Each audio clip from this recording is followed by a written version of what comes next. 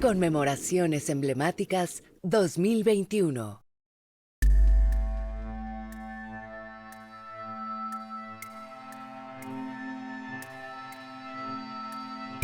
Algunos códices, crónicas y hallazgos arqueológicos han tenido historias complicadas yendo de un lado a otro, sufriendo mutilaciones o incluso fueron destruidos a propósito, como la quema de códices por Fray Diego de Landa en el área maya.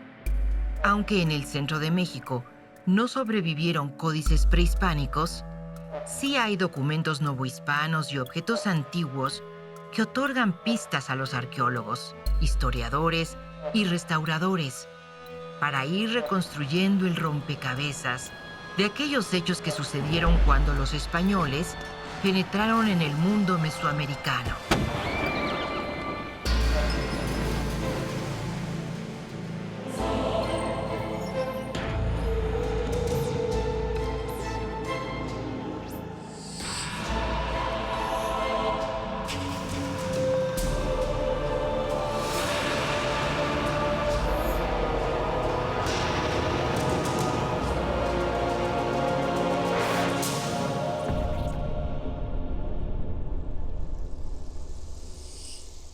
A pesar de ser documentos posteriores a la llegada de los españoles, las crónicas novohispanas son importantes porque describen objetos, lugares, ceremonias y personajes que de otra manera sería muy difícil imaginar. Sin embargo, todos estos documentos deben ser estudiados con cautela, ya que suelen tener algún interés político, económico o social detrás de la pluma del autor. Por eso el papel del investigador se convierte en el de un detective en su quehacer como historiador. Cuando suceden los hechos lamentables, traumáticos de la caída de México Tenochtitlan, las diferentes familias, las pocas familias que quedaron de descendientes de los antiguos Pipiltin, van a atravesar un momento conflictivo, de tensión, de trauma, pero también de reacomodo en un orden convulso. En este nuevo orden convulso tenemos una serie, voy a hablar tan solo de tres a manera de ejemplo, tres cronistas de tradición o cronistas novohispanos de tradición indígena. Podremos hablar, y hablo temporalmente, primero a nada más ni nada menos que Hernando o Fernando de Alvarado de Sosomo. Este personaje que aparece registrado para fines del 16, hijo nada más ni nada menos de quién, de Huanitzin, de Diego Huanitzin, uno de los gobernadores de Tenochtitlan tras la caída de Tenochtitlan. Pero nada más ni nada menos, Hernando, Fernando, Hernán, como estoy diciendo, le tiene que ver con las categorías del siglo XVI, cómo los nombres podían ser de manera indistinta utilizados. Era nada más ni nada menos que descendiente del linaje de Axayácatl. Nada más ni nada menos de uno de los Huaytatoani más importantes de México Tenochtitlan. Es este hombre tan peculiar que va a registrar o va a escribir dos obras. La primera de ellas, fines del siglo XVI, escrita en náhuatl en el formato de crónica europeo que se llama la Crónica Mexicana.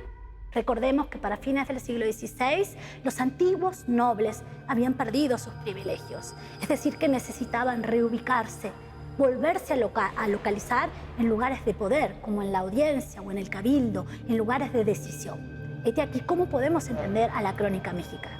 Ya para el siglo XVII, muy poco tiempo antes de fallecer, va a escribir, y aquí tenemos grandes dilemas, si lo escribió, si lo dictó, si son varios los que están involucrados, como Chimalpán o Don Alonso, en su crónica Mexicazul, escrita totalmente en náhuatl.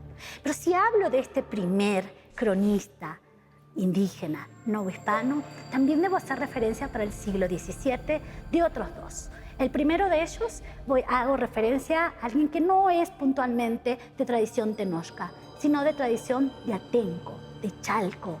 Específicamente nos va a narrar no solamente la historia de Atenco, sino también la historia de Amecamecan.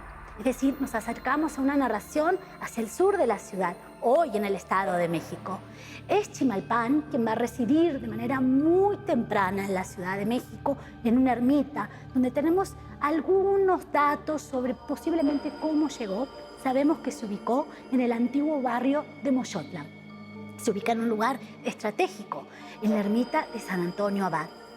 De esa manera él va a empezar a escribir en náhuatl siempre, lo que posteriormente hemos llamado sus relaciones. Siempre es un nombre que los investigadores le pusimos, y su propio diario, donde a manera de anales va a registrar las fechas de este mundo occidental, pero también desde el calendario mexica Tenochca, las diferentes fechas y hechos que ocurrieron.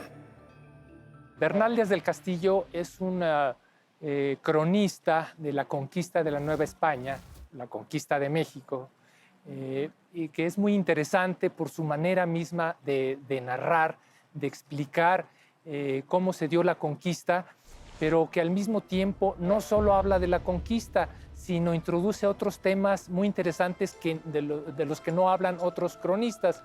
Por ejemplo, habla, además de las batallas, de los encuentros con los indios, habla de las propias relaciones que mantienen los españoles con otros grupos de españoles, habla de sus propias ideas, de sus propias emociones. Llega a hablar Bernal Díaz también de sus emociones, cosa extraña en un guerrero que habla de sus miedos, de sus temores.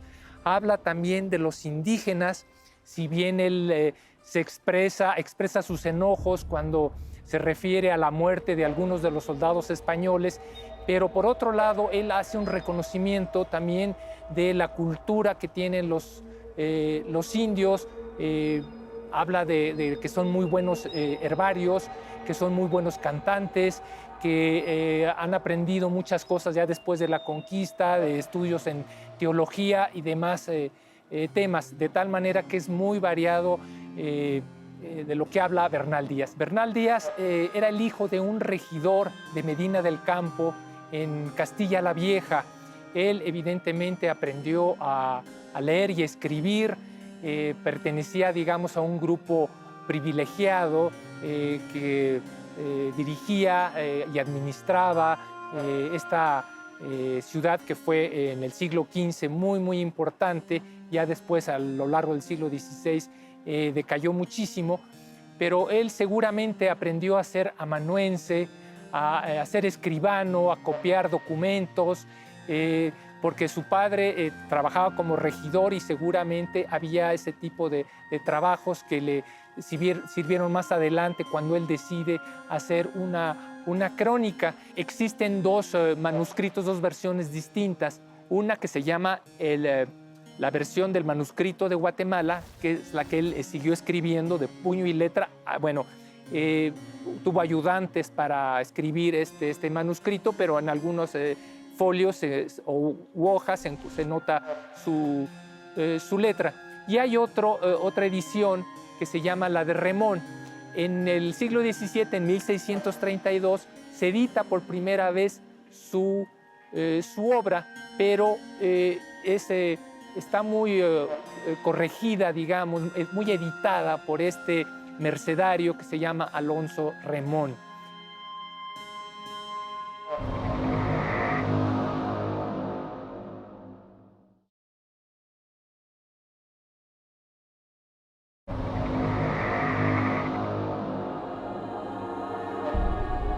Son muchos los datos que la arqueología mexicana ha recuperado a lo largo de los años. Las crónicas y la arqueología son complementarias.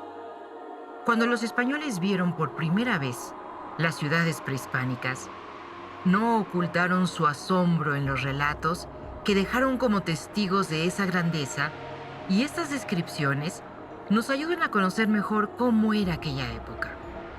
Pero también, un solo hallazgo arqueológico nos puede contar por sí mismo toda una historia y confirmar o refutar aquello que dicen las fuentes escritas. A ciencia cierta no sabemos cuándo salió el chimal. Sabemos que entre 1519 y 1524 salieron alrededor de 150 rodelas emplumadas. que se mandaron a Carlos V como parte de los regalos y de las pruebas de las maravillas que había en América. No sabemos la ruta que siguió, no podemos saber exactamente el puerto al que arribó, pero podemos pensar que en algún momento fue trasladado a Flandes y que de ahí viajó a Viena, donde se encontraba en el siglo XVIII. En el siglo XIX, cuando Maximiliano llegó a México, tuvo interés en formar un museo nacional. Y entre las cosas que él quiso mostrar al pueblo de México fueron 3 cosas que estaban en las colecciones de su familia en Austria. Una carta de relación, de esas que enviara Hernán Cortés a Carlos V, un antiguo documento pictográfico, seguramente el llamado Códice Vindobonensis, que es un documento mixteco, y un escudo que estaba engalanado con piel de ocelote y plumas. Maximiliano hizo todo lo posible por recuperar estos 3 objetos, pero su hermano, el emperador de Austria, solo envió uno, el chimali que hoy tenemos en el castillo de Chapultepec. Este chimali seguramente fue hecho en un taller especializado de los mexicas, muy probablemente en la capital del imperio, en Tenochtitlan, quizás incluso en algún taller asociado al Palacio de Moctezuma. Sabemos que estaba compuesto de materiales muy finos y cuya localización y adquisición era difícil. Por lo tanto, no todos los talleres podían conseguir estos materiales. Así que podemos pensar que se hizo quizás por un grupo muy especializado de amantecas, es decir, de plumajeros que se dedicaban a hacer objetos para el propio soberano, para que los regalara, los intercambiara o se utilizaran en ceremonias muy específicas. Había 2 técnicas para realizar la plumaria.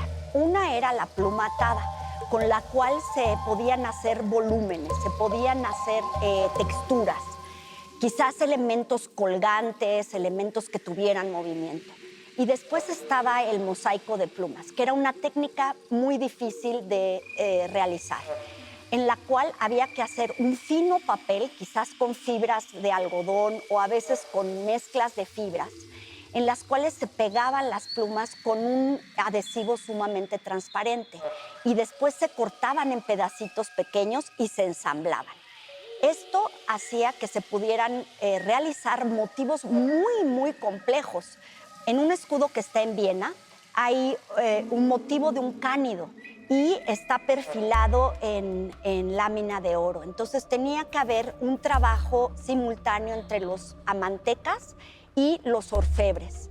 Por otro lado, se podían utilizar materiales brillantes y esto fue utilizado primero en los objetos que se enviaron a Europa y que entraron, por ejemplo, a las colecciones de las casas reales o a las armerías de ciertas familias importantes. Pero después se continuó haciendo este trabajo fino del mosaico en la Ciudad de México. Sabemos que después de 1521 siguieron haciéndose objetos. En este caso, quizás ya los motivos empleados cambiaron.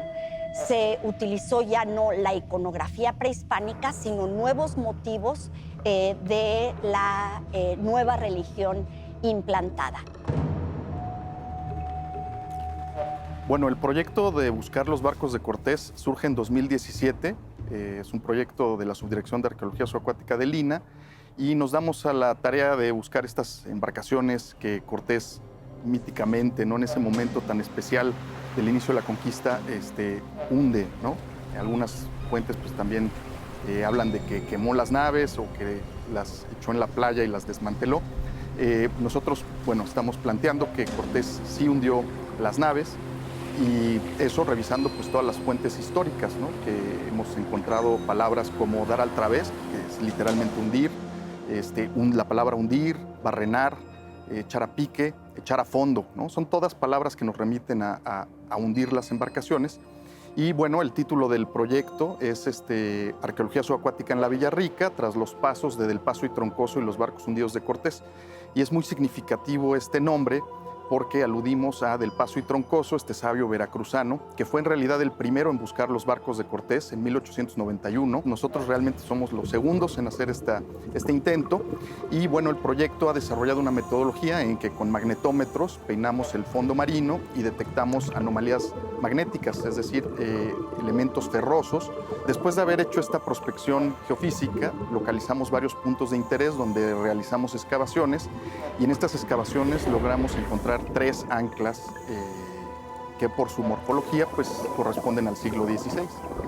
Estas anclas son morfológicamente del siglo XVI y en específico una de ellas contiene restos del cepo de madera, lo cual fue invaluable para poder datar esta madera, ¿no? Entonces algunas muestras fueron al laboratorio y encontramos que esta madera corresponde al siglo XV. También se hicieron algunos análisis en que detectamos que estas maderas pues, corresponden a roble, un roble que posiblemente sea de la cornisa cantábrica en el norte de España, lo cual pues amarra muy bien todo esto, ¿no? Adicionalmente, en épocas recientes hemos encontrado 2 anclas más en posesión de un particular que las donó al instituto y estas 2 anclas también morfológicamente son similares a las otras. Tenemos 5 anclas ahorita detectadas, el proyecto continúa y bueno, estaremos yendo a campo próximamente para seguir la búsqueda de estos barcos.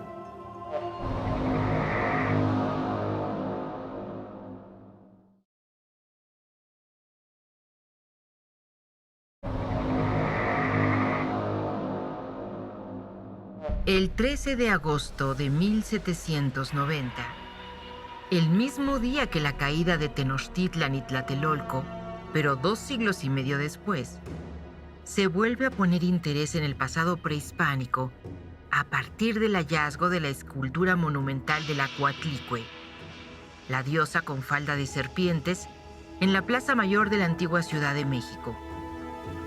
Unos meses más tarde, se localizó también la Piedra del Sol, conocida comúnmente como calendario azteca. 2 hallazgos arqueológicos que simbolizaron el reencuentro de los pueblos originarios con su pasado enterrado en 1521. Desde el siglo XVII hay vestigios, hay indicios vestigios documentales, indicios de este interés por esto, insisto, que llamaron la antigüedad mexicana y que va cobrando fuerza a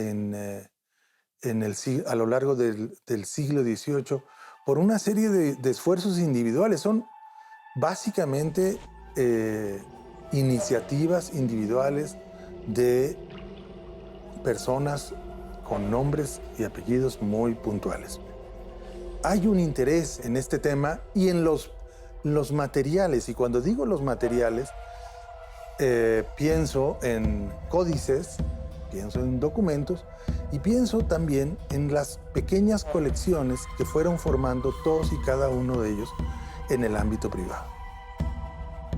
Y bajo este paraguas es que ocurre el hallazgo de los 2 monolitos en 1790. Digamos, este hallazgo es parte del interés, no dispara el interés por el México antiguo, lejos de eso. Este interés ya existe y se va a expresar de una manera muy puntual en el destino que se le da a estos 2 monolitos. La Piedra del Sol va a estar más cerca de Catedral durante varias décadas hasta terminar en un costado, en el costado poniente de Catedral, antes de ser llevada al Museo Nacional. Y la que hoy conocemos como la Coatlicue va a pasar a la universidad en cuyo interior se va a formar el Museo Nacional en 1825. Y más adelante, también en el siglo XIX, en este nuevo espacio, que era el espacio de la antigua Casa de Moneda, en ese nuevo espacio se va a generar una galería dedicada a la escultura monumental, básicamente mexica, que le pondrá el nombre Galería de Monolitos. Y en su interior quedarán tanto la Piedra del Sol como el Acuatlicue. Y desde ahí muy pronto vuelve a aparecer la necesidad de contar con un espacio mejor y más amplio para albergar las colecciones que cada día van aumentando. Es parte del interés que en el siglo XIX genera el siglo XVI. Digamos, hay una historia por escribirse, que es cómo los hombres de letras del siglo XIX en el México independiente se proponen la recuperación del siglo XVI. Todos ellos coinciden, liberales o conservadores, del bando que sean, coinciden en que es central entender qué sucedió en el siglo XVI, estudiar qué sucedió en el siglo XVI, porque ahí se ha depositado el origen de esa nación independiente. Pasamos al siglo XX, este museo ya es absolutamente insuficiente para sus colecciones, y lo que tenemos en el siglo XX es el desgajamiento de ese Museo Nacional. La primera colección que se desgaja es la Historia Natural, que se va a la calle del Chopo. Van a pasar varias décadas y el siguiente desgajamiento va a ser la colección de historia, que se remitirá a el Castillo de Chapultepec. A ese mismo Castillo de Chapultepec se va toda la colección de historia a principios de los años 40 y se va a inaugurar unos años más adelante, ya acondicionado el espacio, tanto de exhibición como de almacenamiento, como el Museo Nacional de Historia. Nos lleva a concluir que no hay nada más inestable que el pasado. El pasado está constantemente renovándose, reescribiéndose, debatiendo entre sí. ¿Y cómo se da esto? ¿Por una sola generación? No. Estamos en la democracia de los muertos, como dice Luis Miguel Aguilar. En este debate participan todos y de la manera más activa. Gracias a esa democracia de los muertos, estás donde estás. Y puedes hablar como hablas. Y puedes interesarte en lo que te interesa, ya sea la música, la literatura, las artes, la alimentación, la historia, la arqueología de las civilizaciones indígenas.